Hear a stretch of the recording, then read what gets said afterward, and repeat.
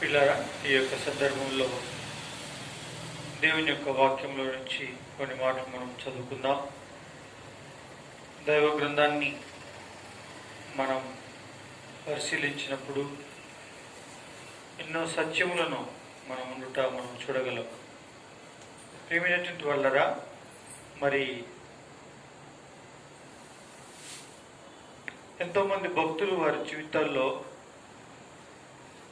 ప్రభును గురించి, ప్రభు కార్యాలను గురించి ఎన్నెన్నో వాంగ్మూలములను ఇచ్చుట మనం చూడగలం.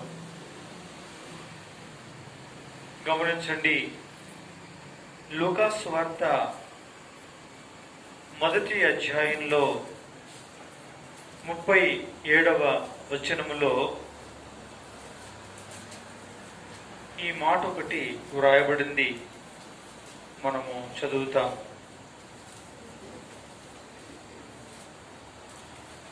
కలిసి చదువుకుందాం. దేవుడు చెప్పిన ఏ మాట అయినను నిరర్థకం కానేరదని ఆమెతో చెప్పెను. 38వ వచనం కూడా చదువుకుందాం. అందుకు మరియా, ఇదిగో ప్రభు దాసురాలను, నీ మాట చొప్పున నాకు జరుగునుగాక అనెను. అంతటా దూత ఆమె ఎదురు నుండి వెళ్ళెను. పిల్లరా, మరి ఇక్కడ పరమందు నుంచి వచ్చిన గాబ్రియేల్ అనేటువంటి దూత పరమందున్న దేవుని క్రియలను పరిశీలించుచు, లేక అనుభవించుచు, కళ్ళారా చూచుచు, దేవుని శక్తిని, బలాన్ని ఎరిగినటువంటి ఈ యొక్క మరి గాబ్రియేలు అనేటువంటి పరమందుండే దూత ఈ ప్రకారంగా పలుకుటను మనము చూడగలం. ఏమంటున్నాడు, ఏమని వాగ్మూలం ఇస్తున్నాడు అంటే, దేవుడు చెప్పిన ఏ మాట అయినను నిరర్థకం కానేరదని ఆమెతో చెప్పాను. దేవుడు చెప్పిన ఏ మాట అయినను నిరర్థకం కానేరదు అని ఎవరు చెప్పారు? పరమందు నుంచి దిగివచ్చిన గాబ్రియేల్ అనేటువంటి దూత మరియా అనే ఈ కన్యకకు ఈ మాట చెప్పాడు. కన్యమైన నీవు గర్భము ధరించి కుమారుని కంటావు. అసాధ్యమైనటువంటి మాట ఇది పిల్లరా. అట్టి మాట నెరవేర్చబడుటకు ఏమాత్రం ఆస్కారము లేని విషయం అది. కానీ ఆమె ప్రతిస్పందన ఏమిటంటే 38వ వచనంలో మరియా అందుకు, ఇదిగో ప్రభువు దాసురాలను, నీ మాట చొప్పున నాకు జరుగునుగాక అనెను. అంతటా దూత ఆమె ఎదురు నుండి వెళ్ళెను. వినండి, ఆమె 2 మాటలు పలికింది. ఇదిగో ప్రభు దాసురాలను, నెంబర్ 1.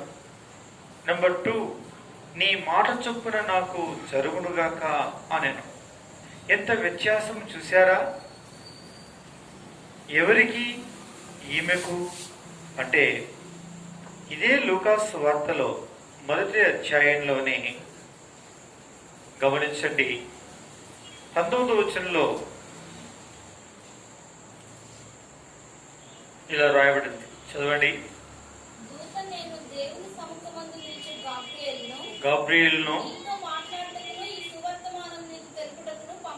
పంపబడితిని, నా కాలమందు నెరవేరుతాయి ఈ మాటలన్నీ.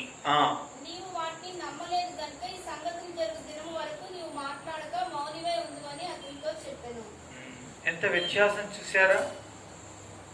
ఈయనెవరు అంటే 21వ వచనంలో రాయబడింది, ప్రజలు జకరియా కొరకు కనిపెట్టుచుండేది. చాలండి. జకరియా ఎవరైనా ఆయన తరగతి క్రమము చొప్పున యాజక ధర్మము జరిగించడానికి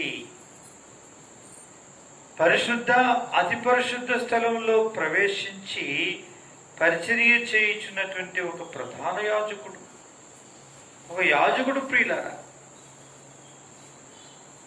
తన తరగతి క్రమము చొప్పున పరిచర్య చేయటానికి దేవుని స్థలంలో ప్రవేశించినటువంటి యాజకుడై ఉండి తానంటాడు, ఏమంటాడో తెలుసా? తాను ముసలివాడునైన నాకు ఇది ఎలా సంభవిస్తుంది అని తాను నమ్ముటకు సంశయించాడు. కాబట్టి గాబ్రియేల్ దూత అంటారు, ఈ మాటలు చెప్పడానికి పంపబడ్డాను, కానీ చెప్పినప్పుడు నీవు నమ్మలేదు. కాబట్టి సంగతులు జరుగుడే, కానీ జరిగే వరకు నువ్వు మౌనివై ఉంటావు. అంటే నీ గొంతు మూగబోద్ది, నువ్వేమాత్రం మాట్లాడలేవు అని చెప్పాడు. ఇది పరిస్థితి. ఎంత వ్యత్యాసం చూసారా? కాబట్టి మనం దేవుడు చెప్పాడు అని అన్నప్పుడు ఆ చెప్పిన మాటను మనం ఏం చేయాలి? నమ్మాలి. అది మనం చూడలేదు, కన్నులకు అగుపరచబడలేదు, చెవికి అవి వినబడలేకపోవచ్చు, అవి మన హృదయానికి కొన్ని కార్యాలు గోచరం కాకపోవచ్చు, నమ్ముటకు అశక్యమైనవి కావచ్చు. కానీ మరియా అలాగా అవునుగాక అని విశ్వసించింది, అప్పగించుకుంది. నా పిల్లరా, ఇది తాను చేసిన పని. కానీ జకరియా ఆ పని చేయలేకపోయాడు. దానితో జకరియాకు ఎంతో నష్టం కలిగింది. ఆ నష్టమే గొంతు మోగబోయింది. చూసారా నా ప్రియమైనటువంటి వాళ్ళారా? అందుకే చాలామంది ఈ దినాల్లో దేవుని మందిరాల్లో మూగబోయి ఉంటారు. అంటే లోకంలో అన్ని మాట్లాడతారు, లోక సంబంధమైన విధానంలో చాలా చాకచక్యంగా మాట్లాడతారు, ఎన్నెన్నో క్లిష్టమైన సమస్యలకు పరిష్కార మార్గాలు చెబుతూ ఉంటారు, సహాయం చేయుటకు నోరు తెరిచి ఎన్నో ఉపాయాలు పలుకుతారు. కానీ దేవుడి సన్నిధికి వచ్చేసరికి వారి గొంతు పెగలదు, వారి పెదవు కదలదు, వారి నాలుక ఆడించలేరు. ఎందుకో తెలుసా?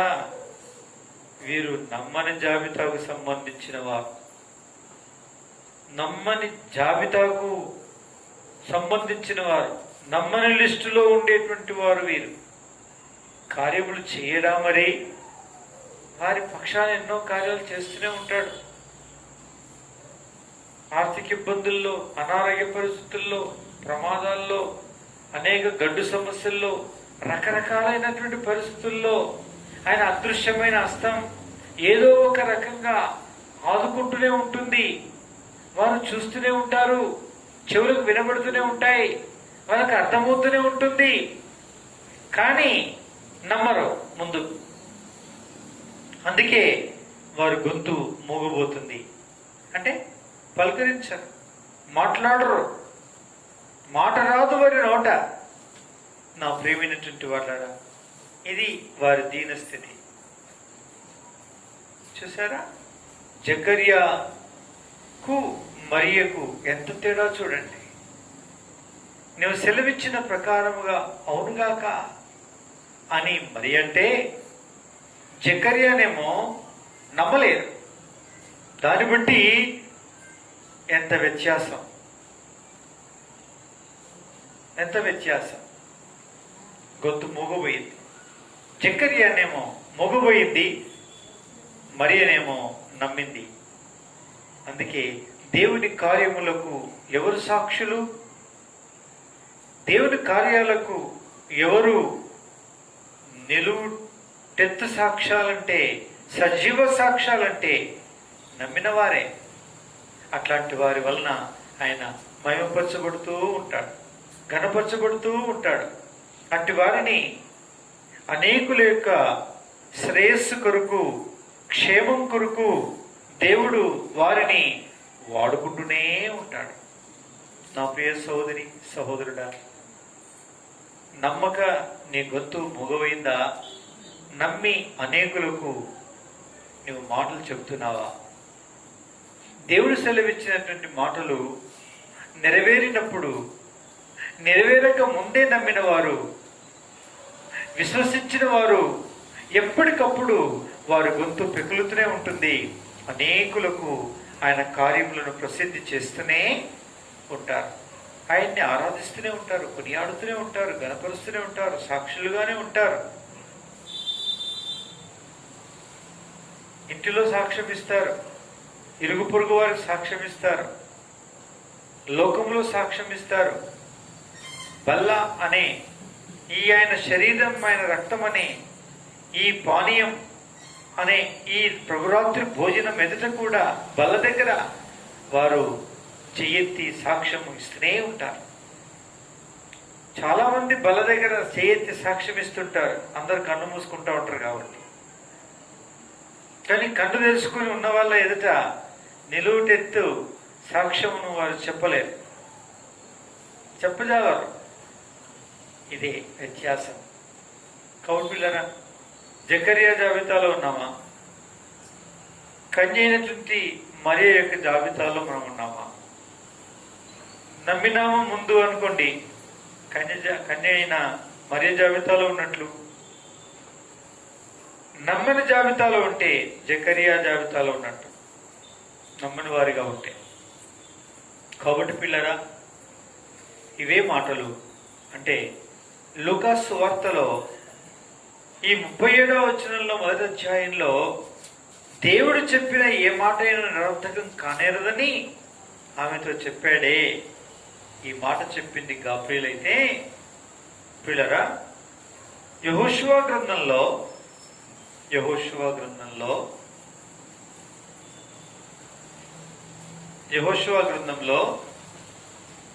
ఏం చెప్పబడిందో ఒక్కసారి మనం చూద్దాం.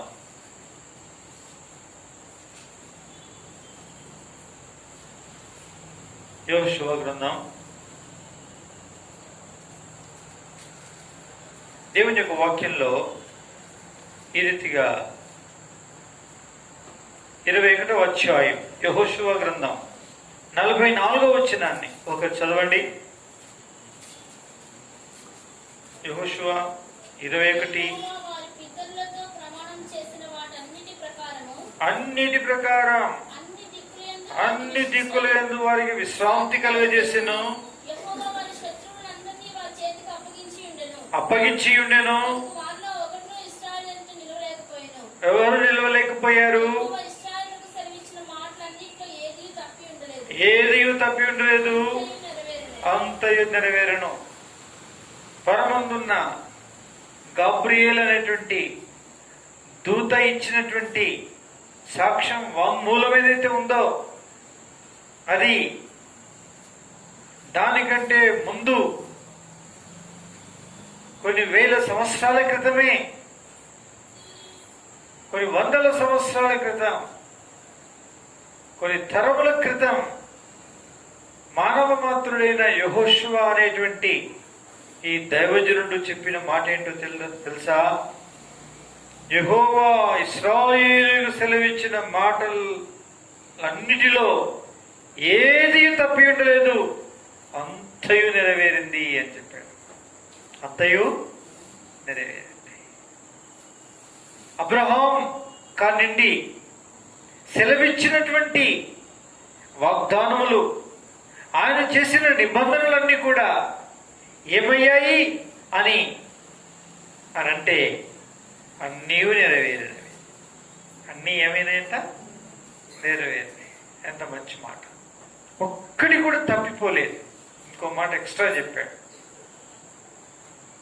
ఈయన మానవుడైంది. పిల్లరా, ఇదేంటి చెప్పండి? నమ్మకం, విశ్వాసం. దేవుడు సెలవిచ్చిన మాట యందు విశ్వసించేటువంటి విధానం ఇది.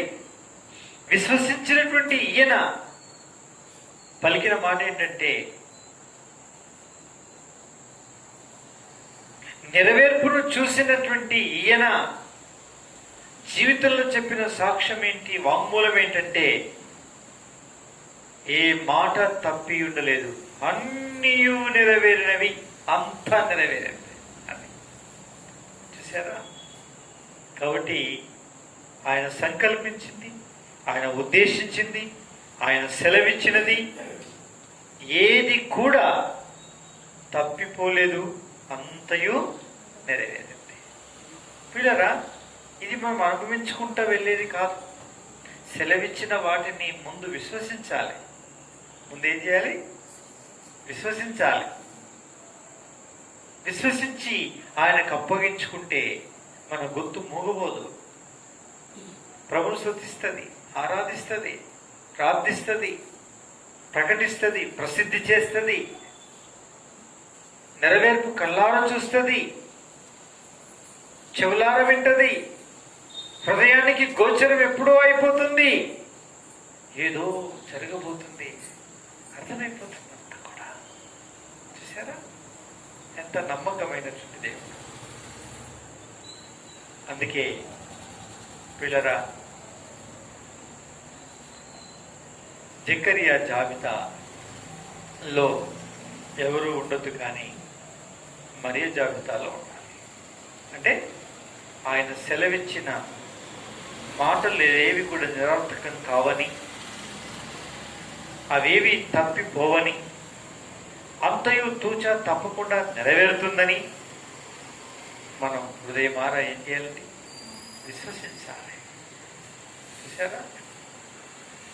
కొన్ని సందర్భాల్లో ఏమి అర్థం కాదు, అయోమయం. కొన్ని సందర్భాల్లో ఏమి అర్థం కాదు, అయోమయంగా ఉంటుంది, నమ్మశక్యం కాని పరిస్థితి ఉంటుంది. విశ్వసించాలి. అందుకే దేవుడు తాను మరి గ్రేటర్ హైదరాబాద్ అనగా ఆ మహానగరం యొక్క పరిచర్య కొరకు దేవుడు తాను ద్వారాలు తెరిచినప్పుడు అద్భుతమైనటువంటి ఒక దర్శనాన్ని ప్రభు చూపించాడు. ఒక ప్రాంతం వారు మనని అడిగినప్పుడు, ఆ పరిచర్య కొరకు రమ్మని అడిగినప్పుడు, సరే ప్రభు ఏమంటాడో చూద్దాం అని ప్రార్థన చేసినప్పుడు, పిల్లరా, ఒకరోజు రాత్రి ఒక అద్భుతమైనటువంటి దర్శనం కలిగింది. ఆనాటి నుంచి ఈనాటి వరకు ఎప్పుడు కూడా ఆ యొక్క దర్శనంలోని వెంట్రుక మందం కూడా మర్చిపోలేదు. చాలా కళలు, ఏవేవో దర్శనాలు కలుగుతూ ఉంటాయి, కానీ మర్చిపోతాం. కానీ ఈరోజు వరకు ఒక వెంట్రుక మందం కూడా మర్చిపోలే ఆ దర్శనం. మనం ఎక్కువగా దర్శనాలపైన ఆధారపడము కాబట్టి కన్ఫర్మేషన్ కొరకు, అనగా నిశ్చయం చేసుకోవడం కొరకు ప్రభుని అడిగాను. ప్రభువా, ఇదే ఆ పరిచర్యార్థమై ఆ మహానగరం కొరకే అయినది అయితే, ఈ దర్శనములోని భావం నేడు నేను చదువుకొనుచున్న నా అనుదిన భాగములో ప్రతిరోజు ఒక అధ్యాయం చదువుతాను కదా, ఆ భాగములో ఉండాలి ప్రభువా అని ప్రార్థన చేసి, ఆ రాత్రి తెల్లవారుజాములో పడినటువంటి ఆ దర్శనమును తెల్లవారిన తర్వాత నా బైబిల్ విప్పి నా అనుదిన భాగాన్ని చదివినప్పుడు, ఆ దర్శనములో ఉండేటువంటి ముఖ్యమైన విషయం ఏదైతుందో, పదం ఏదైతుందో, మొదటి వచనంలో ఆరంభమై దాని గురించే వివరించబడి ఆ అధ్యాయం అంతట్లో కూడా అది ప్రాముఖ్యతను సంతరించుకుంది. పిల్లరా, హృదయం నిండా నిబ్బరం కలిగింది, సరే అని వాళ్ళు మరలా ఫోన్ చేసినప్పుడు నేను వెళ్ళి పరిచర్య చేయటం కొరకై ఒప్పుకున్నాను. సరేనండి, కొంత ప్రభు సమాధానం ఇచ్చాడు. ప్రభు నడిపించినంత కాలం దూరం భారంగా ఎంచక ప్రభు సెలవిచ్చిన మేరకు సరే వస్తానులేండి అని మాటిచ్చాను. అప్పుడు వెళ్ళడం ప్రారంభించినప్పుడు వెళ్తూ వస్తూ ఉన్నప్పుడు ఒకరోజు సాయంకాలం పరిచర్య బైబిల్ పఠనం ముగించుకున్న తర్వాత అక్కడే ఉండవలసి వచ్చింది. రాత్రి 9 అయిపోయిన తర్వాత అక్కడే ఉండి తెల్లవారి 3:30-4 గంటలకి వెళ్ళేసి ప్రార్థన చేసుకుంటుంటే ధారాళమైనటువంటి ప్రార్థన, అంటే ఆపివేయకుండా ప్రార్థన చేస్తూ ఉంటే ప్రభుతో ఈ విధంగా అన్నాను, ప్రభు మళ్ళీ తెల్లవారి వేములవాడలో మళ్ళీ ఏదో ప్రోగ్రాం ఉంది, నేను వెళ్ళాలి ప్రభు, కాబట్టి ఈ ధారాళంగా వచ్చే ప్రార్థన ఆగుతున్నందుకు క్షమించండి. బస్సు ఎక్కిన తర్వాత మళ్ళీ నేను అటు ప్రార్థన కంటిన్యూ చేస్తాను ప్రభా, కొనసాగిస్తాను అని చెప్పి ఒప్పుకోలు ఉడంబడిగా చేసుకొని ఆమెన్ అని చెప్పి ముగించాను. త్వరగా మొహం కడుక్కున్నాను. బ్రదర్స్ వచ్చారు, తీసుకుని వెళ్ళి బస్సు ఎక్కించారు. వేములవాడకు వచ్చే బస్సు ఎక్కించారు, ఎక్కాను. డ్రైవర్ చెప్పారు అప్పుడే, ఏమన్నాడు,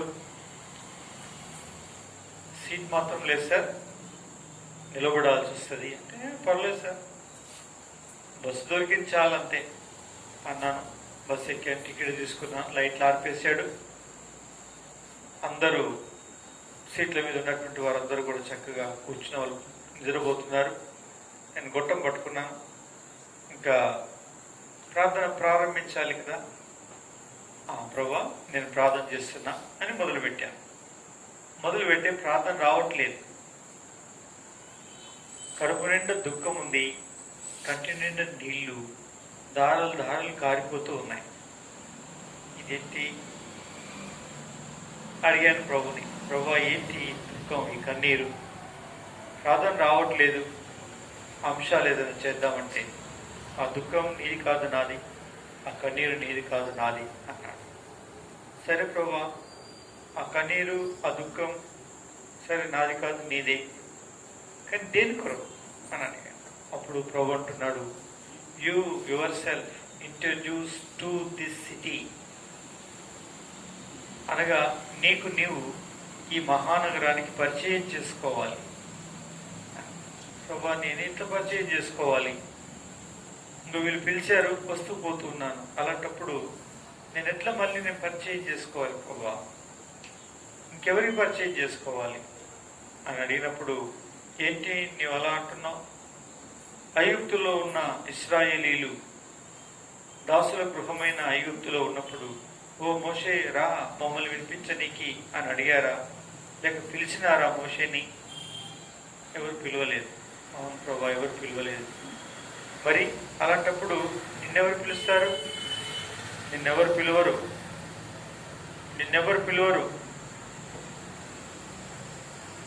నీవే వెళ్ళాలి. కానీ నువ్వు పంపించావు కదా ప్రభా. అదే కదా నేను అంటున్నా, నువ్వు వెళ్ళు అని నేనే చెప్తున్నా కదా నీకు అని అన్నాడు. సరే ఒప్పుకున్నాను, అదే అనుమానం ప్రార్థన చేస్తున్నాను. ఆ తర్వాత మళ్ళీ ఆ ప్రార్థన చేస్తూ ఉంటే అప్పుడు ఏంటి మళ్ళీ అలాగే ప్రార్థన చేస్తున్నాం, యెరూషలేం పాడైనప్పుడు, ప్రహారీలు కూడి గుమ్మాలు కాలిపోయినప్పుడు ఎవరైనా యెరూషలేం నెహెమ్యా రాయ్య మమ్మల్ని తిరిగి కట్టు అని పిలిచినాయా? ఆ కాలినటువంటి గుమ్మాలు, కూలిపోయిన ప్రహారీలు? లేదు ప్రభువా. మరి నిన్నెవరు పిలుస్తారు? నువ్వు వెళ్ళాలంతే అన్నాడు. ఒప్పుకున్నాను. మళ్ళీ అదే మనం ప్రార్థన చేస్తున్నాం. మూడోసారి ఏంటి మళ్ళీ అలాగే ప్రార్థన చేస్తున్నావు? చాలా సీరియస్గా ముమ్మారు. మూడోసారి ఏమంటాడంటే, పాపిష్టి లోకంలో ఏ పాపాత్ముడైనా ఓ యేసు రా రక్షించనికి అని పిలిస్తే వచ్చాడా నా కుమారుడు అని అడిగాడు. అవును ప్రభు, ఎవరు పిలవలేదు, నా ప్రియమైన కుమారునే ఎవరు పిలవలేదు, నిన్నెవరు పిలుస్తారయ్యా, ఎవరు పిలవరు, వెళ్ళాలంటే. అక్కడ నా గుండె పగిలింది. ఒప్పుకున్నాను, ప్రతిష్ఠించుకున్నాను, నిరాక్షేపణతో కూడిన విధేయత చూపించడానికి ప్రతిష్ఠించుకున్నాను. అప్పుడు కన్నీరు ఆగింది. అప్పుడే స్టేజ్ వచ్చింది, ఓ వ్యక్తి దిగిపోయాడు, సీటు దొరికింది, కూర్చున్నా. అక్కడి నుంచి మామూలు ప్రార్థన చేసుకుంటూ వేములవాడకు వచ్చాను. ఇదంతా కూడా గడుస్తూ ఉంది, దినాలు గడుస్తూ ఉన్నాయి. దాదాపు నెలలు, సంవత్సరం అలా గడుస్తూ ఉంది. భయంకరమైనటువంటి ఆవేదన. ఎందుకంటే ఎక్కడ వెళ్ళాలో తెలియదు, ఎలా పరిచయం చేసుకోవాలో తెలియదు, ఎట్లా చేయాలో అర్థం కావట్లేదు. ప్రభు ఏమో వెళ్ళమన్నాడు, ఏం చేయని అర్థం కావట్లేదు. ప్రార్థన చేస్తూ ఉన్నాను.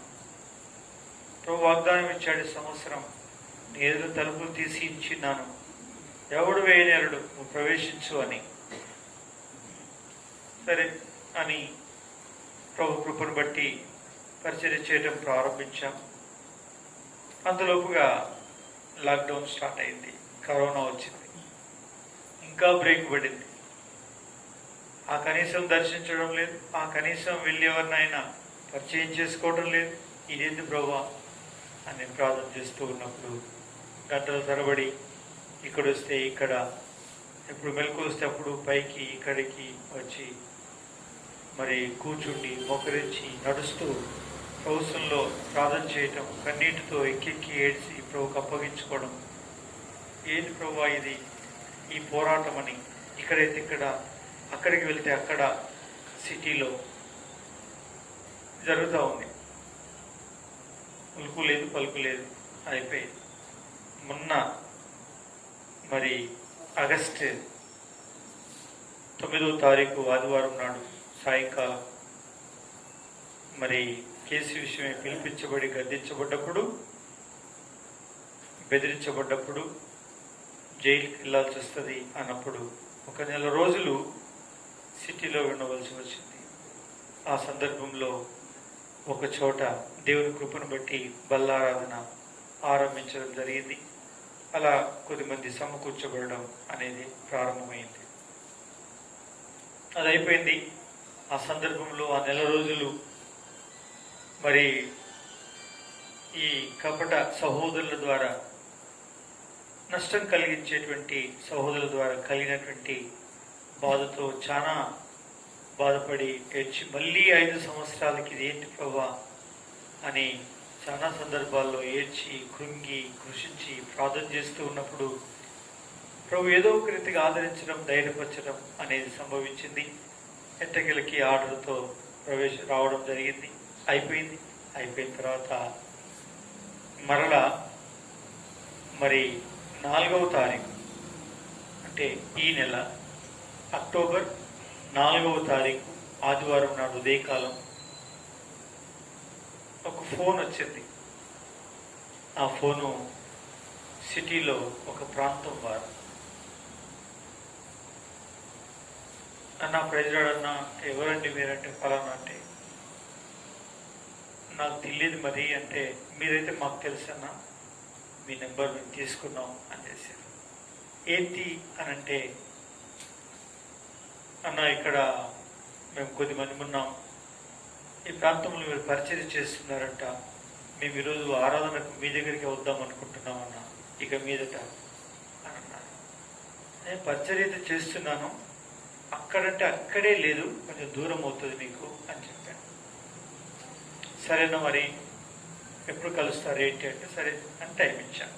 5వ తారీఖు నాడు వాళ్ళని కలిసి వాళ్ళతో మాట్లాడినప్పుడు వాళ్ళు అన్నారు ఏమనంటే, నా 2015లో మార్చి నెల 15వ తారీఖు నాడు ఏ దాడి అయితే జరిగిందో ఆ దాడిలో మీటింగ్లు ఉన్నాయని మమ్మల్ని మోసం మాటలు చెప్పి పెట్టి తీసుకొచ్చారు.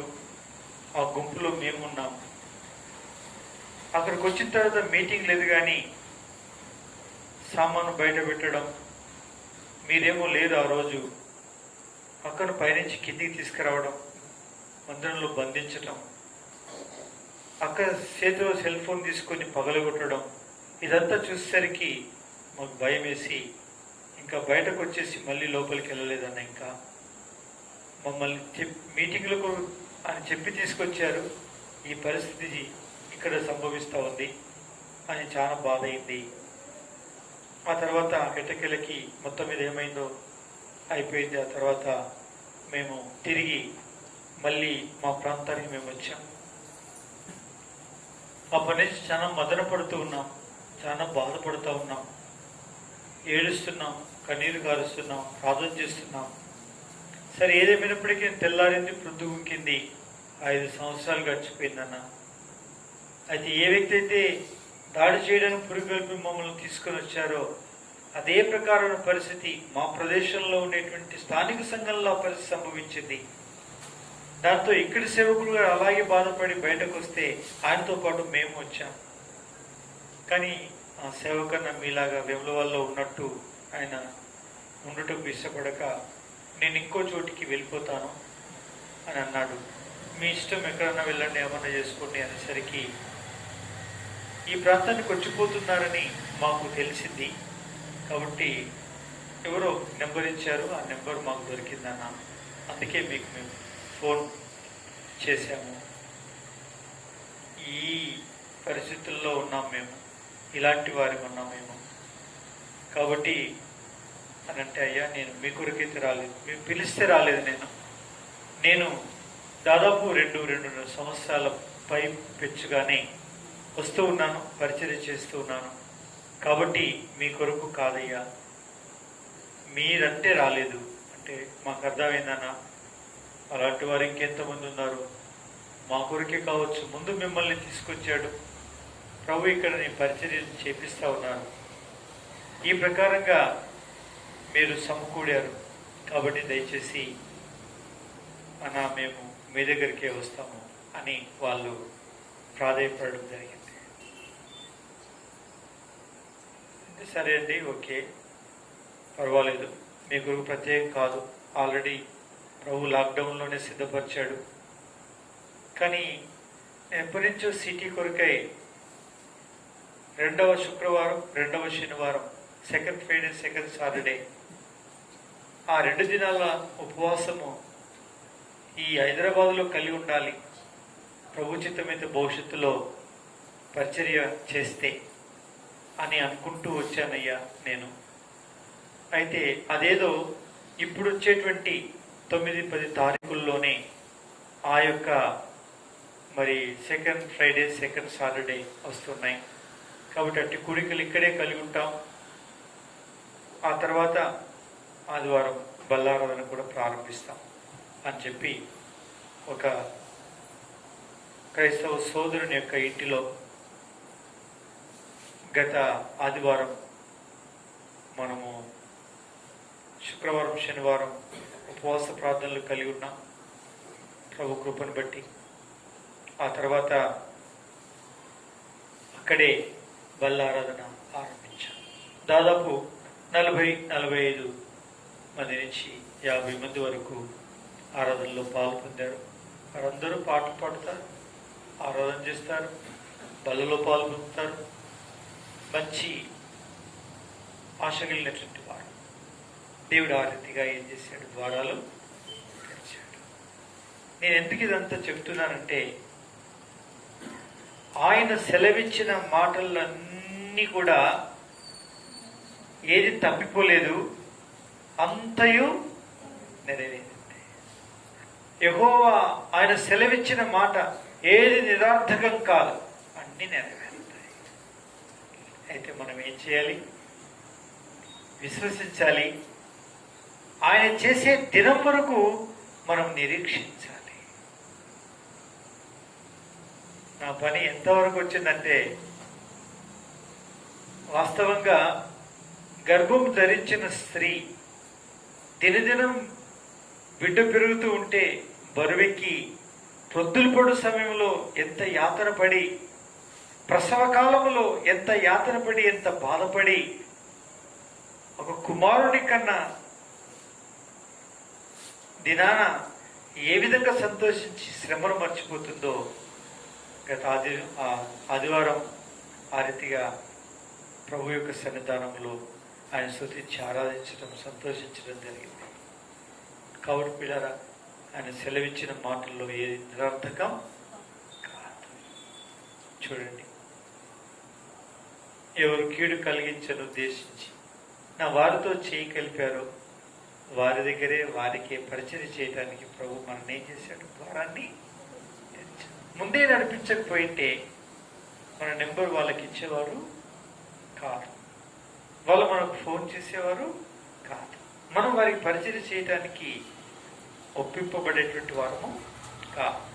అంటే ఇది దేవుని యొక్క సంకల్పం. అందుకే ఆయన ఉద్దేశించింది ఏది కూడా నిరర్థకం కాదు. ఆయన సంకల్పించిన ప్రకారంగా అన్నీ జరుగుతాయి. ఆయన లిఖించిన ప్రకారంగా పరమందు ఈ భూలోకములన్నీ కూడా ఏమైతే జరుగుతూ ఉంటాయి. అయితే మనం విశ్వసించాలి. ఆయన నెరవేర్పు సమయం వచ్చే వరకు నిరీక్షించి ఆయన దగ్గర కనిపెడుతూ ఉండాలి. ఆయన కార్యాన్ని అందులో ఇంకా కొద్దిమంది ఉన్నారు. వాళ్ళు ఎవరు అంటే 5-5 సంవత్సరాలు 10-10 సంవత్సరాలు ఈ ప్రాంతంలో ఉండి పోయినటువంటి వారు, వ్యాపారం చేసుకున్న వాళ్ళు. అన్నా మా గుడిసెలలోకి వచ్చారన్నా, వంగి వచ్చారన్నా, మాతో మోకరించారన్నా, మమ్మల్ని ఆదరించారన్నా, మమ్మల్ని ధైర్యపరిచారన్నా, మాకు మాటలు చెప్పారన్నా, మేము కంటిన్యూగా మందిరానికి వచ్చేవాళ్ళమన్నా, అక్క కూడా వచ్చేదన్నా, ధన్యులం. ఈ విధంగా మళ్ళీ కలుసుకునే కృప దేవుడిచ్చాడు. దేవునికి స్తోత్రం అని వివర సంతోషమే సంతోషం. కాబట్టి పిల్లరా, ఆయన ఉద్దేశించేది కూడా నిష్ఫలం కాదు. అందుకే విశ్వసించాలి, నిరీక్షించి ప్రార్థన చేయాలి. తప్పనిసరిగా దేవుడు మనం ఏం చేస్తాడు? ఆయన ఇచ్చిన మాటలన్నీ కూడా నెరవేర్చుకుంటాడు. పరీక్షించుకుందాం, ప్రార్థన చేసుకుందాం, ప్రభువుకు అప్పగించుకుందాం.